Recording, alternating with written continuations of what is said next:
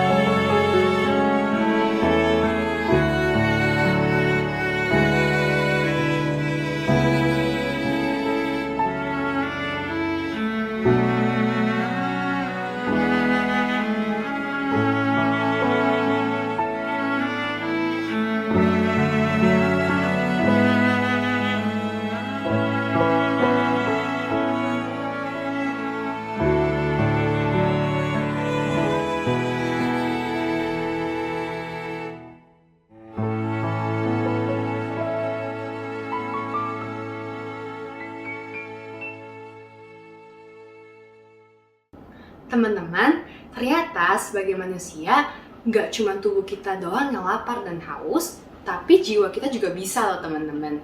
Dan fakta kerennya, kalau misalnya jiwa kita lapar dan haus akan kebenaran firman Tuhan, kita akan jauh lebih merasa bahagia loh. Kenapa ya kira-kira? Karena Tuhan akan memuaskan lapar dan haus kita dengan hikmat dan pengertian dari firman yang kita baca, renungkan, dan lakukan setiap harinya. Sehingga hidup kita akan jauh lebih sukacita lagi dan damai sejahtera.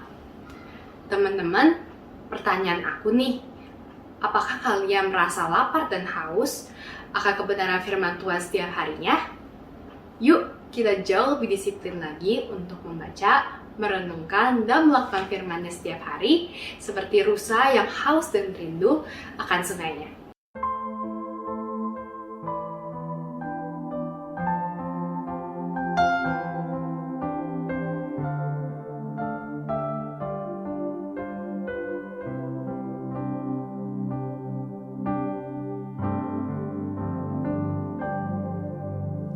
Seperti rusa rindu sungaimu, jiwaku rindu Engkau. Kaulah Tuhan hasrat hatiku, ku rindu menyembahmu.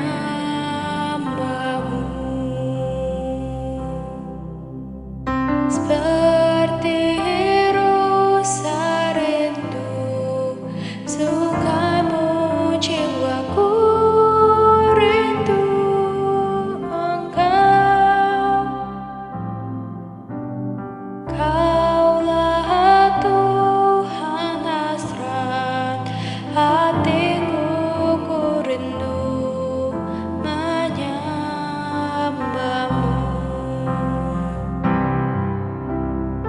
Engkau kekuatan dan perisaiku, kepadamu rohku berserah. Kaulah Tuhan hasrat hatiku, ku rindu menyembahmu. Oh Yesus, Yesus, Kau berarti bagiku. Oh Yesus, Yesus, Kau segalanya bagiku. Seperti rusa rindu sungaimu, jiwaku rindu Engkau. Kaulah Tuhan hasrat hatiku, ku rindu menyembahmu.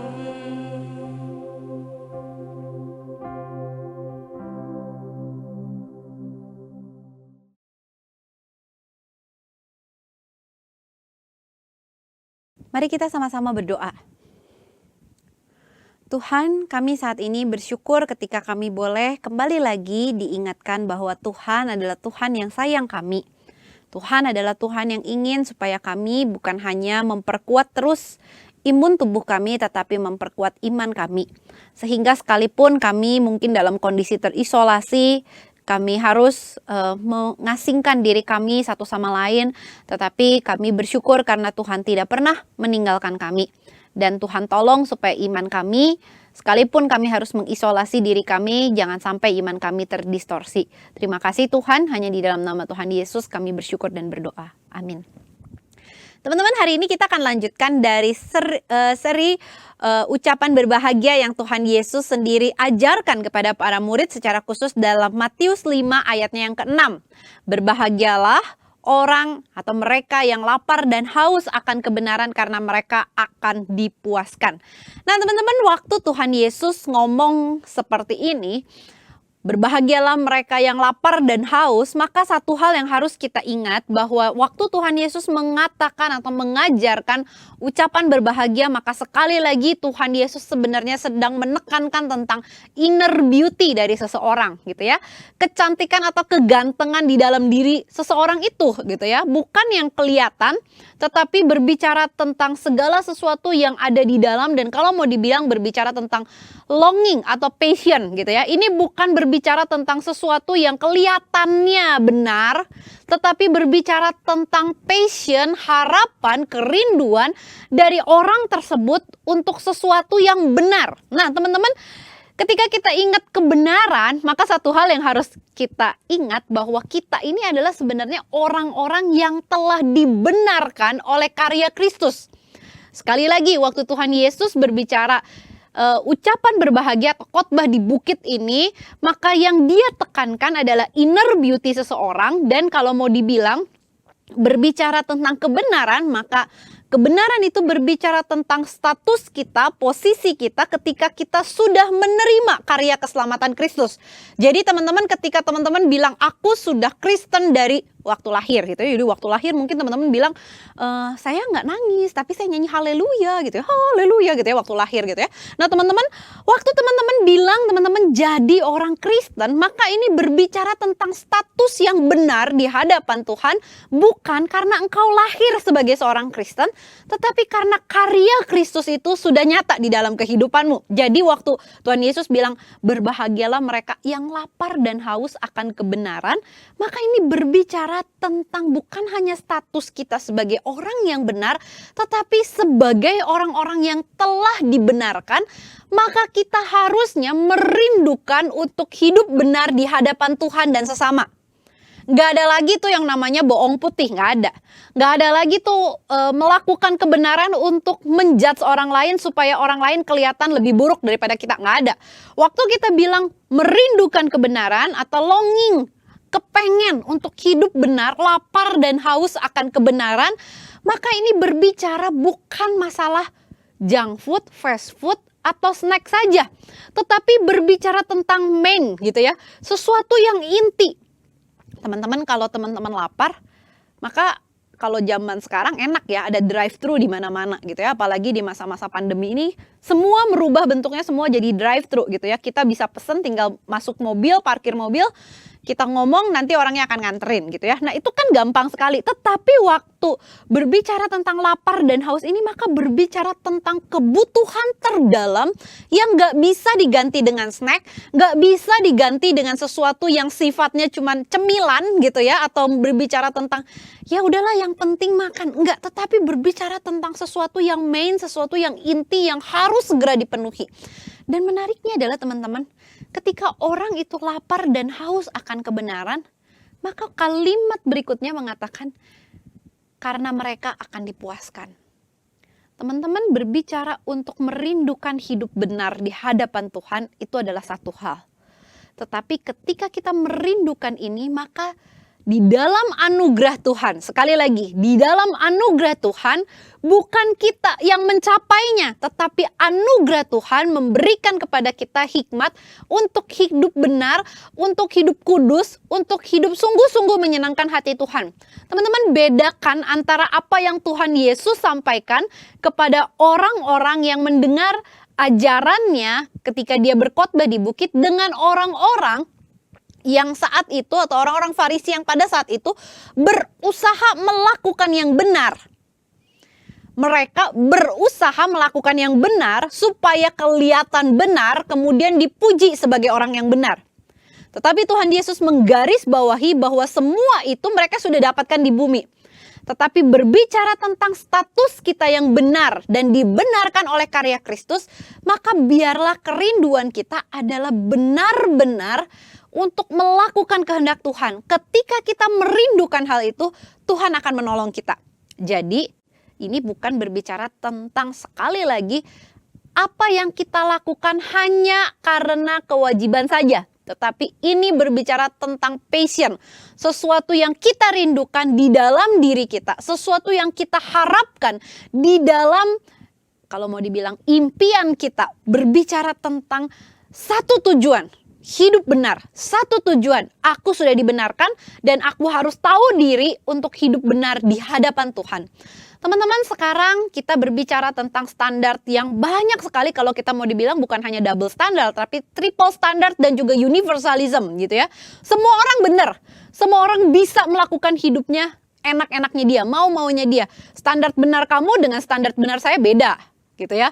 Menurut kamu benar, kalau menurut saya salah, ya biasa, nggak apa-apa, kita jalan masing-masing. Teman-teman, tidak bisa ketika ini dikaitkan dengan iman Kristen. Ketika kita dibenarkan hanya oleh darah Kristus, maka standar kebenaran kita adalah Alkitab itu sendiri. Sekali lagi teman-teman, ketika kita sudah dibenarkan oleh Tuhan, maka jangan lupa, standar kebenaran kita bukan lagi standar kebenaran si A, si B, si C, tetapi standar kebenaran kita adalah kehendak Tuhan yang dia sudah nyatakan di dalam Alkitab. Yuk refleksikan, seberapa banyak sih kebenaran firman Tuhan yang ada di dalam hidup kita mengubahkan hidup kita? Seberapa rindu sih kita ingin melakukan yang benar sesuai maunya Tuhan? Seberapa rindu sih di masa-masa isolasi ini di mana semua orang boleh bertindak seenak-enaknya gitu ya.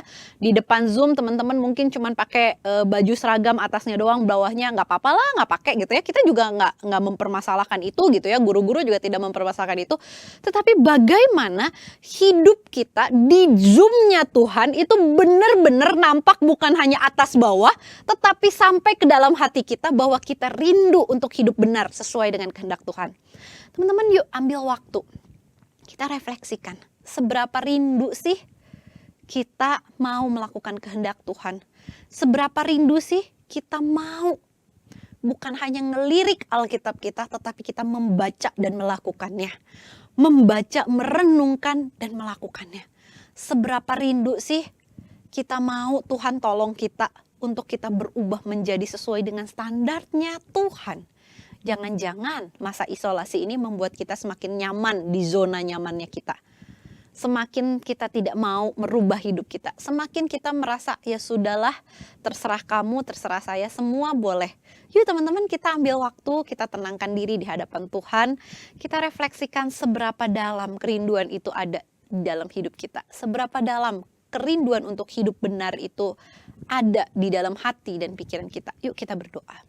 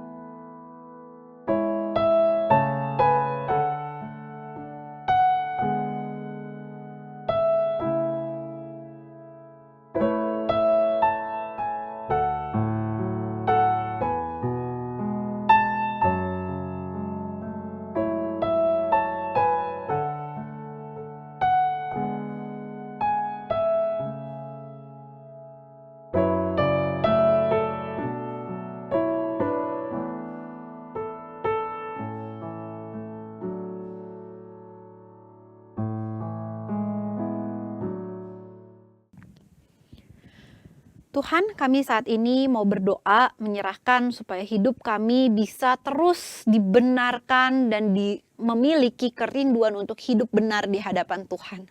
Sekali lagi Tuhan, tolong kami.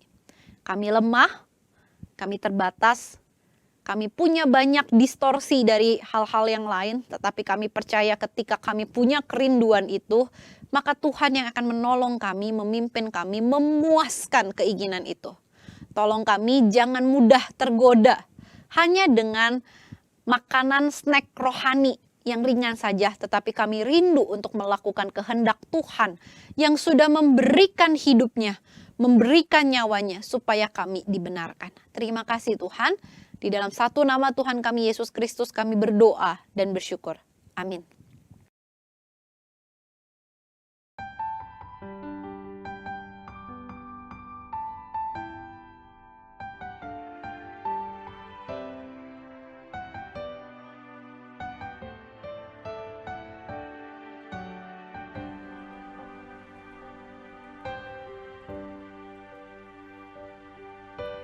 Hidupku kau genggam dalam tanganmu. Kau telah datang ke dunia karena kasih-Mu bagiku. Kaulah Tuhan yang selalu menggenapi janji-Mu. Tak sedetik pun kau tinggalkanku. Hidupku kau genggam dalam tanganmu. Kau telah datang ke dunia karena kasih-Mu bagiku. Kaulah Tuhan yang selalu menggenapi janji-Mu. Tak sedetik pun kau tinggalkanku. Saat aku tersesat dan ku menjauh dari-Mu, kasih-Mu bawaku kembali kepadamu. Oh Yesusku, betapa agung karya-Mu. Kau pulihkan hidupku, berharga di mata-Mu, jadi kesayangan-Mu. Sekalipun badai hidup menerpa, ku tak takut sebab Engkau berjalan bersamaku. Engkaulah Immanuel. Kuatku berharap, imanku percaya, Engkaulah Yesus, Juru Selamatku.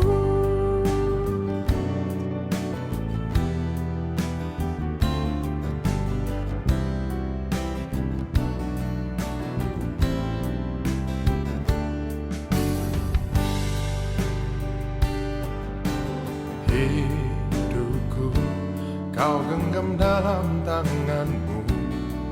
Kau telah datang ke dunia karena kasih-Mu bagiku. Kaulah Tuhan yang selalu menggenapi janji-Mu. Tak